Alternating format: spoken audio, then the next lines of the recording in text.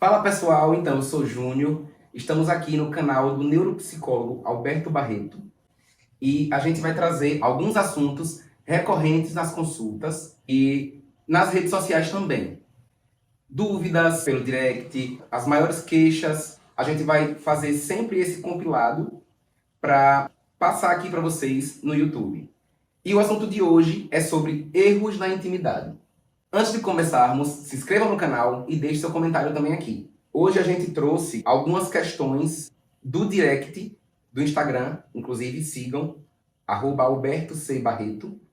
E a gente quer saber como surgiu a ideia de trazer para as redes sociais essas questões de erros na intimidade. Durante a prática clínica, nós fomos nos deparando com situações que eram uma queixa recorrente, tanto da parte de adolescentes quanto de adultos, né?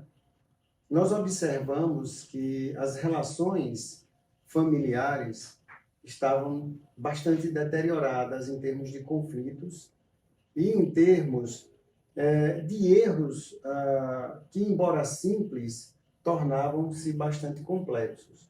Eu atendo tanto pessoas do SUS quanto pessoas de alto poder aquisitivo.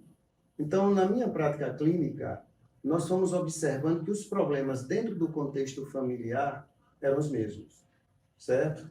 Que ao longo da nossa história profissional, nós fomos percebendo e ensejando na nossa mente um termo chamado erros na intimidade. Esses erros recorrentes em função de uma cultura em que vivemos. Sim.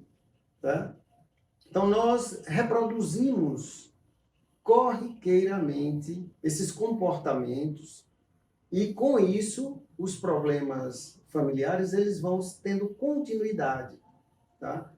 A partir disso que veio a ideia nossa de irmos para as redes sociais. Nós temos uma característica mais introspectiva, mas nós vimos essa necessidade, principalmente porque nós atendemos muito mais mulheres, tá?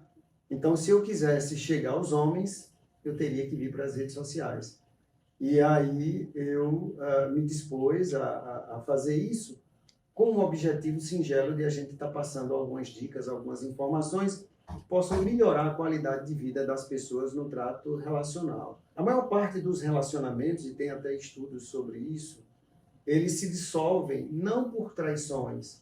Sim, existe a dissolução por traições, mas isso é um número mínimo. A maior parte da dissolução dos relacionamentos vem por esses erros na intimidade, tá? E nas redes sociais a gente vem tratando muito sobre essas questões específicas de cada quadro. Também a questão da violência doméstica, tá?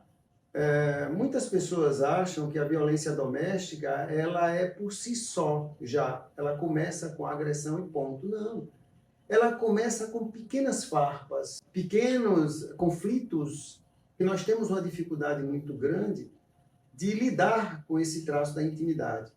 Vejamos o seguinte, quando eu vejo um paciente que ele está com muita dificuldade de verbalizar com gentileza a sua parceira ou parceiro, eu costumo dizer o seguinte: como é que você trata o seu chefe? Como é que você trata o seu colega de trabalho? Quando você está com raiva do seu chefe, você grita com ele? Ou você vai conversar com ele polidamente e expor que aquilo está lhe incomodando? Por que na intimidade é diferente? Nós agredimos, somos impacientes, tá? Somos pouco tolerantes com o parceiro e com os erros do parceiro ou da parceira. E isso vai se reproduzindo, porque você veja o seguinte, uma criança de 10 anos, entre 7 e 10 anos, essa criança ela capta muita coisa, tá? Então, os pais e cuidadores são figuras de referência. Tudo que eles expressam, a irritação, tá? Um com o outro, ele vai entendendo que o casal é assim. Ele grita, ele xinga, ele agride. Então, quando essa criança chega na fase adulta, ela continua reproduzindo essas condutas de impaciência, de grosserias, de agressões, de todo tipo de violência que a gente espelha no cômputo social, porque ela aprendeu isso. O comportamento aprendido, ela se estrutura na personalidade e a pessoa tem dificuldade de reverter isso. Cada um de acordo com a sua dinâmica. Existem pacientes que facilmente captam essa sinalização, essa estimulação, essa sugestão e modificam o seu padrão. Mas outros não, tá? Essa é uma estrutura que traz geneticamente, absorve dentro do seu contexto e tem mais dificuldade de modificar esse padrão, isso aí com terapia e às vezes até uma terapia mais prolongada, tá? Então, quando nós chegamos à violência doméstica, nós estamos aí no start do problema, tá? Existe um jovem, um garoto, que quando estava com 10 anos, mais ou menos, ele via de perto a violência doméstica, tá? Ele via o seu pai agredir a sua mãe, né? Eles discutirem, o seu pai bebia bastante, e existia um clima de temor muito grande na cabeça daquelas crianças, e desse garoto especificamente, quando o pai chegava e alcoolizado, tá? Então, essa criança ela começou a ensejar um pensamento de, quando eu crescer, eu quero trabalhar, e eu quero fazer academia, eu quero fazer musculação, eu quero enfrentar esse homem. Ele nunca mais vai bater na minha mãe. Então, ele começou a ensejar esse pensamento sem dizer para ninguém. Ninguém sabia disso, tá? Aos 15 anos de idade, ele começou a trabalhar. E quando ele começou a trabalhar, ele foi fazer musculação, certo? Foi fazendo, ganhou corpo e se preparou. No momento aprazado das agressões, das discussões, quando o pai dele partiu para cima da mãe para agredi-la, ele entrou na frente e disse: você não vai bater mais em minha mãe, a partir de hoje. Esse jovem de 15 anos era eu. Então, hoje eu vejo, depois que eu me tornei psicólogo, que eu fiz algo muito errado e eu não aconselho para ninguém. Mas aquele jovem traumatizado, ele queria fazer alguma coisa, tá? Ele queria enfrentar. E, passado alguns anos, eu me deparo hoje na minha prática clínica praticamente todos os dias com a violência doméstica, porque eu atendo todos os dias, né, excetuando domingo. Então, eu lido com violência doméstica todos os dias. E isso, a experiência enquanto criança e adolescente, né, que felizmente meu pai não esperava aquela reação e freou o impulso dele, e ele saiu da cena. Mas aquilo poderia ter acontecido uma catástrofe, né? Porque uma das coisas que eu comento para as mulheres que atendo é que é zero a possibilidade de se estar discutindo com um homem alcoolizado, né? Qualquer percepção que o homem está alcoolizado, zero possibilidade de discussão, porque o risco é muito grande de agressões e de conflitos, né? Então, foi partindo disso que nós vimos que tínhamos que fazer com que essa experiência do consultório viesse também para a rede, para a gente tentar dar algum tipo de contribuição. Maravilha. Então, trazendo outras perguntas aqui, a gente abriu uma caixinha de perguntas lá no Instagram e aí o pessoal foi mandando algumas perguntas e eu, na verdade, selecionei, enfim. Na sua visão profissional, quem traz um maior dificultador a essa evolução dos relacionamentos? O homem ou a mulher? Na questão cultural, nós temos uma problemática, como eu falei, que já começa forte na questão da consulta psicológica, né? Os homens têm uma resistência muito grande e isso tem uma história na questão do SUS. O SUS, quando começou, a grande priorização era a mulher por causa da gestação. O homem veio depois nesse cuidado, mas mesmo assim há uma resistência, um preconceito muito grande do homem de se permitir num consultório. Porém, quando esse homem se permite, ele dissolve esse preconceito, e aí eles mesmos costumam dizer que não sabia que era tão bom fazer terapia, tá? Mas até chegar ao consultório, às vezes o homem vem ao consultório por um quadro ansioso, tá? Mas quando nós estamos conversando com ele no tratamento, nós identificamos os problemas dos erros da intimidade. E a partir daí nós trabalhamos esse ângulo. Sempre fazemos essa triagem. Para que vocês tenham uma ideia, sempre na triagem perguntamos às mulheres sobre os problemas no relacionamento, se tem problemas com o marido ou com o companheiro. E a grande maioria tem problemas. É raro, infelizmente é muito raro, quando a mulher me diz o seguinte: eu não tenho problemas com o meu esposo ou meu companheiro, ele cuida de mim, meu esposo tem paciência comigo. É muito bom ouvir isso, mas infelizmente ainda não é regra, tá? Então é exceção, e por isso que nos preocupa, porque às vezes nós conseguimos um trabalho na mulher, estratégias comportamentais, estratégias psicológicas, fazer com que esse homem melhore lá na ponta, mesmo que ele não tenha contato conosco, tá? A mulher, ela modifica o padrão, por exemplo, não discutir com o homem alcoolizado, tá? Buscar estratégias para que ela faça com que as discussões minimizem. Então, quando ela modifica esse padrão de conduta, porque ela também herdou determinadas contaminações, a relação pode melhorar bastante. Mas é evidente que quando nós convidamos o parceiro a uma conversa e ele vem, aí as coisas tendem a uma evolução bem melhor e uma contribuição bastante promissora, tá?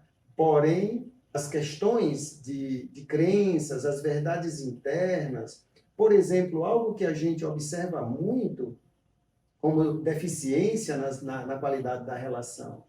Enquanto as mulheres, e por isso que nós trazemos o conteúdo de que as coisas não são mais importantes que as pessoas, a gente traz essa frase nas redes sociais, enquanto essa frase ela é muito mais forte na relação para as mulheres, porque é costumeiro as mulheres discutirem por questões de arrumação, de detalhes, de dificuldades do parceiro colaborar nas coisas de casa. Tá? Só que existem estratégias e meios mais sofisticados na relação para conseguir fazer com que o parceiro se torne colaborativo. Uma simples toalha molhada na cama não pode resultar numa encrenca, certo? Mas com diálogo, com paciência e buscando com que aquela pessoa que tem comportamentos disfuncionais de deixar as coisas pela casa, colaborar, tá? Trazendo ao acolhimento e à compreensão, e não à discussão. Porque isso vai gerando constantes irritações e acaba gerando brigas. Quando uma pessoa grita com o outro, a outra pessoa que recebeu o grito vai tomar como referência o grito, não o erro. Mas quando eu chamo a atenção com uma palavra melíflua, com uma busca por colaboração, fica mais fácil tocar essa pessoa. Porque é importante a gente observar que, na grande maioria das vezes, a pessoa não deixa as coisas pela casa repetidamente para querer trazer problemas ao outro. É por condicionamento mesmo. O hábito construído e como o cérebro está sempre pensando nas atribuições e outras coisas, então essas coisas básicas entram no condicionamento. Então, é preciso entender que se eu consigo manejar as coisas com mais qualidade e o outro não, isso não pode em si gerar um problema, porque vai afetar inclusive a qualidade da vida sexual do relacionamento. Então, quando eu friso que as coisas não podem ser mais importantes que as pessoas, é que nós temos que focar na relação, a qualidade da relação. Esses outros apetrechos, por exemplo, eu tenho que ir manejando para melhorar essa qualidade, tá? Uma criança do sexo masculino que não foi educada a ser colaborativo em algumas questõezinhas, como arrumar a sua cama, ali pelos 7, 10 anos, fazer pequenas tarefas colaborativas, fazendo esse protagonismo na casa, nas questõezinhas dela, ela vai ser um adulto condicionado a ser servido, tá? Então, quando uma situação como essa, servir e ser servido, a mulher já traz um padrão cultural que quando ela casa, né, quando ela vai morar com alguém, ela traz essa percepção de qualidade, ela tem que servir, tá? Eu me lembro sempre que quando eu chegava em casa do trabalho, minha esposa já estava, e se minha esposa estava ao telefone, a minha sogra ia chamar a atenção dela para cuidar do seu marido. E a gente ria com isso, assim, por causa do fator cultural. Ela entendia que a mulher tinha que servir ao homem, tá? Então, essas percepções, elas têm que ser uma via de mão dupla. O servir em casa tem que ser recíproco. Então, quando a pessoa não foi educada a servir, ela vai se incomodar em fazer tarefas de cuidado do outro. E justamente nisso a mulher acaba se frustrando, porque os homens costumam trazer muito esse traço cultural. Eu estou falando de uma forma genérica. É evidente que tem homens diferenciados já nesse com menos, certo? Então, no passado, o homem era o provedor, ele trazia o dinheiro para dentro de casa, ponto. Ele não cuidava da educação e ele era servido, tá? A própria sexualidade era no tempo dele, não era tempo da mulher, né? Então, esse homem continua ainda nos dias de hoje. Por quê? Porque nós reproduzimos condutas. Vamos reproduzindo sem refletir. Nós não somos robôs. Nós temos um cérebro pré-frontal que precisa ser usado, que é o cérebro das estratégias. E nós pouco utilizamos para isso. Usamos sim. Se eu for conversar com o meu chefe para reclamar de uma atitude dele para comigo, eu vou usar uma estratégia para não ofender e dizer que aquilo que ele fez comigo está me incomodando. Mas em casa, não. Você acredita que muitos adolescentes me fazem o seguinte relato: eu não consigo entender meu pai. Ele, nas reuniões familiares, quando tem festas, todo mundo gosta dele. Os amigos. É impressionante como meu pai é no campo social, mas em casa ele xinga a gente, ele bate na gente, ele grita com a gente, ele é impaciente com a gente. Ele me beija na rua, na frente das pessoas, mas em casa não. Como explicar para uma criança, para um adolescente, essa complexidade do quadro humano, né? Então, o adolescente ele vai aprendendo na terapia que se a gente não desenvolveu essas características, nós nos tornamos crianças grandes. Nós identificamos muito nas experiências clínicas pessoas que são exímios profissionais, por onde estão, por onde trabalham, mas crianças grandes dentro de casa. Porque brigam por qualquer coisa, aplicam birras infantis a ponto de ficarem 15 dias ou mais sem se falar por causa de questões simples. Um simples copo sujo na pia não pode causar um drama familiar. Não temos controle da vida, mas desperdiçamos muito a qualidade da relação com atritos tolos. Uma das questões mais significativas na questão de um relacionamento é o diálogo. Tá? E nesse ponto as mulheres têm um recurso melhor, elas comunicam melhor. Tá? Já os homens não, são bem mais complicados para conseguir aderir a isso. Então, tanto é que eu frisei anteriormente que o homem, quando é convidado diante de um conflito para que nós possamos conversar no consultório com ele, alguns não vêm, certo? Criam resistências e tal. Então, é muito importante o diálogo, e o homem traz isso também de uma questão cultural, e ele precisa quebrar isso, tá? É preciso oportunizar uma situação de diálogo, de ouvir a queixa da parceira ou do parceiro, para que busquem um entendimento, né? A troca de afeto parte por esse canal da comunicação. E não podemos subestimar a queixa, né? O incômodo. Muitas mulheres adoecem com crise de ansiedade por guardar muito essa mágoa, de reclamar, de se queixar de algumas coisas na relação e não ter o retorno, tá? Então, muitas das vezes, o parceiro até promete mudança e não consegue. E isso vai aglutinando nela conteúdos emocionais densos e acaba gerando crises de ansiedade, muitas vezes depressão. Esse homem que muitas vezes para essa mulher, quando nós dizemos, olha, se você sair da relação, ele vai sofrer. E ela não acredita, não, ele não gosta de mim, tá? Porque ele me troca pelo futebol com os amigos, não tem tempo para sair comigo, chega em casa, o sábado é sempre dele, chega bêbado em casa. Então, a gente não tem qualidade na relação.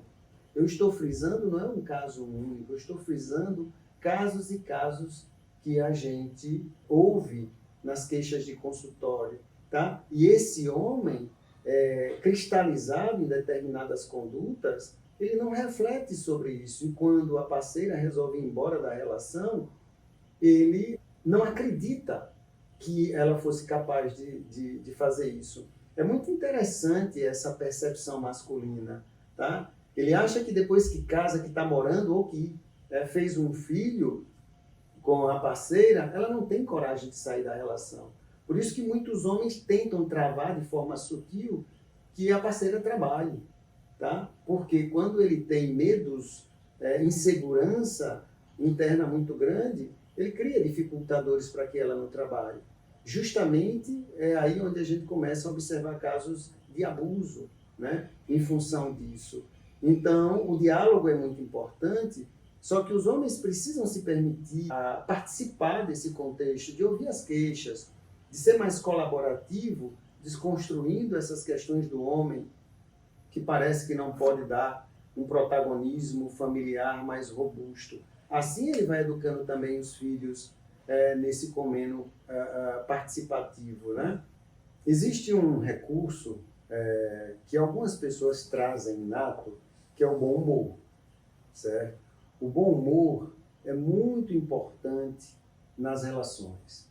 Precisamos aprender a lidar com as diferenças um com o outro, com justamente essa malevolência do bom humor, a brincadeira, certo? Certa vez, alguém disse que pegou a toalha em cima da cama e o parceiro estava assistindo futebol e ela passou na frente, toalha tem lugar, senso de humor.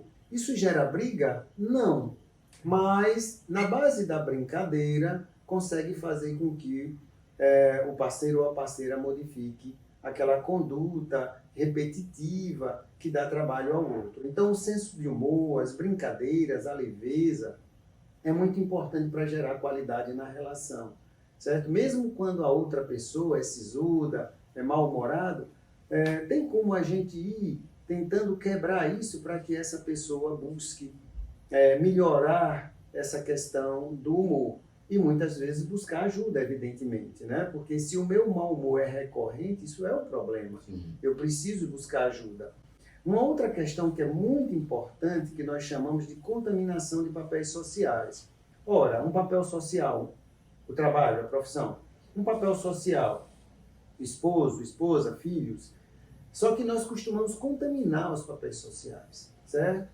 O sujeito sai do trabalho estressado do trabalho e ele chega gritando em casa.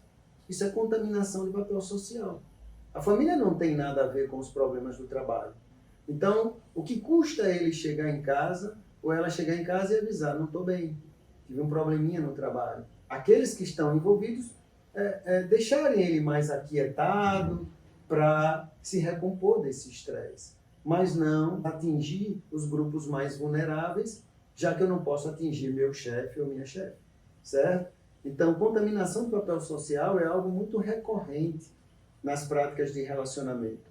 E é importante se trabalhar isso. Por isso que o critério do bom humor, do diálogo, colabora muito para amenizar esses conflitos e trazer um pouco mais de harmonia. Existe uma questão muito importante que a gente observa que também é uma questão cultural. Muita gente tem uma dificuldade enorme de curtir a paz. Acredite, tem pessoas, inclusive, que quando estão em paz dizem vai acontecer alguma coisa, porque tá bom demais para ser verdade. Ora, eu não preciso pensar assim, eu preciso curtir a paz. Um homem que está bem num relacionamento e ele mantém esse padrão cultural da traição, né? Então, ele traz ainda esse conteúdo de trair, mesmo a relação estando muito bem, tá? Então, aí ele tem uma questão interna de viver sempre dentro de conflitos e ele não entende isso na prática, mas a gente analisando, a gente identifica. E convida ele a rever, a questionar isso nele, tá? Você não sabe curtir a paz, né? Quando uma questão financeira se harmoniza, recebe um aumento, está num ciclo promocional melhor na profissão, aí ele começa a buscar outras mulheres fora do relacionamento. Isso são práticas recorrentes, tá? Então, a promoção da paz é uma conquista dos dois que tem que estar lutando o tempo todo nesse sentido. A gente está falando muito sobre homem, sobre mulher, sobre esse tipo de casal. E aí a gente recebeu uma pergunta super interessante aqui, que dá para você falar um pouco mais, explanar um pouco mais sobre outro tipo de casal, que é o casal homoafetivo. Como figura as relações homoafetivas nessa sua reflexão? Na experiência clínica, nós observamos que não muda nada. Depende muito dessas configurações vividas por essas pessoas nas relações familiares. E como essa personalidade foi construída, ele vai figurar, ora, com uma contaminação machista, que é aquele parceiro que não gosta de servir, de cuidar, então ele vai querer ser cuidado. E isso pode gerar muitos conflitos por parte do outro parceiro ou da outra parceira nesse sentido, quando é mulher. Então aí os atritos começam, porque uma é bastante colaborativa, mas se as duas pessoas trabalham, fica sobrecarregado para uma e os conflitos se tornam mais significativos, podendo gerar um rompimento, certo? Mas nas questões homoafetivas, nós identificamos uma redução melhor na questão da violência doméstica. Ao conflito, ao atrito, pode haver o rompimento, mas a gente tem uma redução maior na nossa percepção sobre a questão da violência doméstica de uma forma mais robusta. Então, recebemos uma pergunta aqui que é um pouquinho fora do contexto, mas eu acredito que ela consegue ser inserida nesse contexto também de erros da intimidade. E a pergunta é: como lutar contra a depressão e lutar contra pensamentos suicidas? Se nós formos contextualizar, nós vamos pegar uma situação de um adolescente, por exemplo, envolvido numa violência doméstica, os conflitos e discussões entre os pais, tá? Então, se for uma criança já com a característica a timidez, a introspecção, ela vai se isolar. Ela pode começar a ruminar bastante pensamentos conflituosos, pensamentos de isolamento, e o casal, quando está dentro de um conflito, eles ficam muito voltados a eles mesmos, tá? Existem casais que são muito competitivos. Um não quer perder para o outro em situações simples. E assim começam as brigas e se tornam mais robustas nesse sentido. E esquecem dos filhos ali presenciando aquela situação. Então, o jovem ele pode começar a desenvolver pensamentos conflituosos. Essa frequência constante pode gerar caminhos sinápticos muito delicados, que depois ele não consegue reverter. Aquilo começa a tomar parte presente nas linhas mentais dele, e aí ele começa cada vez a mais a alimentar a possibilidade de fim em função disso, podendo desenvolver uma depressão ou já pensamentos de ideação suicida. O ideal nesse sentido, buscar ajuda fora de casa mesmo. Existem casos, inclusive, de adolescentes que eles buscam ajuda num posto de saúde, por exemplo, mesmo a mãe não querendo ajudar nesse processo, ele toma a iniciativa, tá? Porque ele foi orientado por um colega de escola, ele foi orientado por um professor, por uma equipe, e isso é muito importante. Buscar ajuda, conversar com outros colegas de mesma idade, e que nesse acolhimento, de repente, ela consegue soltar mais esses conflitos internos, esse sentimento de inferioridade, de isolamento que pode estar acontecendo no lar. E agora, aqui nas redes sociais, a gente recebeu uma pergunta que envolve redes sociais. A pergunta é a seguinte: redes sociais interferem, colaboram ou prejudicam as relações?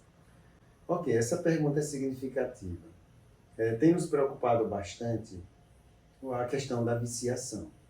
Uma tecnologia, um aplicativo, quando ele é construído, ele tem profissionais, especialistas do comportamento humano, que precisam colaborar para que aquele aplicativo seja muito bem construído. Ele precisa fazer sucesso. Então, imagine o celular de 10 anos para cá como ele se encontra. E é uma tecnologia que vai cada vez mais melhorar em termos de velocidade e riqueza dos conteúdos. Porém, isso mexe muito com as zonas de prazer no cérebro. Para que vocês tenham uma ideia, eu tenho pego adolescentes que têm recaídas nas crises de ansiedade durante o período de férias escolares. E quando eu pergunto o que fez nas férias, só fiquei no celular, não saí de casa, tá? Ficava no quarto, não tinha muita coisa para fazer. E a gente acaba identificando que a intensidade do uso das tecnologias acaba gerando gatilhos ansiosos. Então, trazendo isso para o contexto familiar e de relacionamentos, nós temos enfrentado muitos problemas, tá? Porque, ora, é o parceiro se queixando da parceira, de gostar muito do celular, ficar muito no celular, ora, é o inverso, é o parceiro também. Quando não, também descobrir o parceiro ou a parceira trocando mensagens com outras pessoas de forma a se insinuar. E isso gera toda sorte de conflitos. Então é preciso tomar cuidado. Eu costumo dizer que nós precisamos regrar, dentro de uma comunicação relacional, o tempo de uso. Ora, se os dois estão em casa depois do trabalho, eles vão estabelecer esse tempo de uso. Vamos sentar juntos para olhar as redes sociais por 1 hora, por algum tempo, e depois desconectar e assistirem alguma coisa na TV juntos também. Eles podem até estar juntos olhando o celular e compartilhando conteúdos. O que não pode é o que costumeiramente identificamos. Um na sala, assistindo futebol, outro no quarto, assistindo uma novela, ou no celular, gerando cristalizações no relacionamento, distanciamentos, que depois fica difícil de recompor, porque geram condicionamentos, tá? É muito comum relatos de pacientes dizendo que antes tinha beijo e abraço e agora não tem mais, porque essas cristalizações vão ocorrendo, os atritos vão fragilizando esses conteúdos afetivos.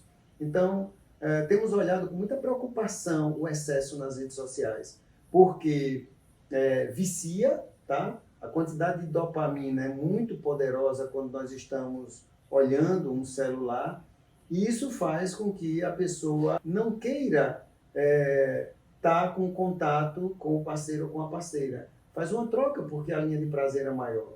E, costumeiramente, os conflitos têm gerado porque sempre há reclamações nesse sentido. Então, esse foi um papo sobre erros na intimidade com o neuropsicólogo Alberto Barreto. Agradecemos sua audiência e não esqueça de se inscrever no canal, clica no sininho e deixe seu comentário. Valeu! Ok, obrigado.